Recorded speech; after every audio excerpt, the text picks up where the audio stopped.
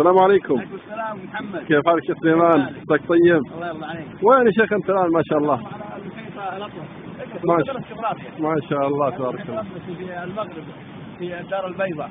ما شاء الله ما شاء الله. شوف محمد هالموج والبحر، شفت الزبد ذا؟ نعم. هذا ذكره في البخاري ومسلم من حديث ابو هريره، فقال من قال سبحان الله وبحمده في يوم 100 مره حطت عنه خطاياه وان كانت مثل زبد البحر. الله اكبر. مثل زبد البحر. يعني لو تجيب اكبر مهندسين في العالم تقول يلا مترين، شوفوا الزبد كم ما يقدرون لانه رايح جاي الزبد رايح. خلاص يقول تغفر خطاياك وان كانت مثل زبد البحر. واليوم كم دقيقه تدري شيخ محمد؟ نعم. حط الكبر على الزبد.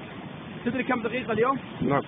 1440 دقيقة، ما تقدر تاخذ منها 5 دقائق وتقولها الذكر 5 مرات فتغفر خطاياك، مرة واحدة تقولها رأس سنة، لأن كل ما زودت كان الأجر أكبر، شوف الموج جانا، شوف الزبد تحتنا، صور الزبد، ما حد يقدر يحصيك، فالله الله يا إخواننا يا أحبابنا ونحن في هذه البلاد الطيبة في بلاد المغرب نذكركم بهذا المحيط الأطلس وهذه الأمواج وهذا الزبد، نتذكر كل ما جلسنا أن نسبح الله ونقول سبحان الله وبحمده 100 مرة فتغفر خطايانا وإن كانت مثل زبد البحر، أسأل الله أن يغفر ذنوبي وذنوبكم وذنوب أحبابنا ومن يحبهم في الله ومن يحبهم في الله وأن يغفر الله المغرب عامة، قول آمين. والمسلمين في مشارق المغرب في الأرض المغرب قول آمين. والسلام عليكم ورحمة الله وبركاته. طلع النظارة لا تقول لي ليش ها؟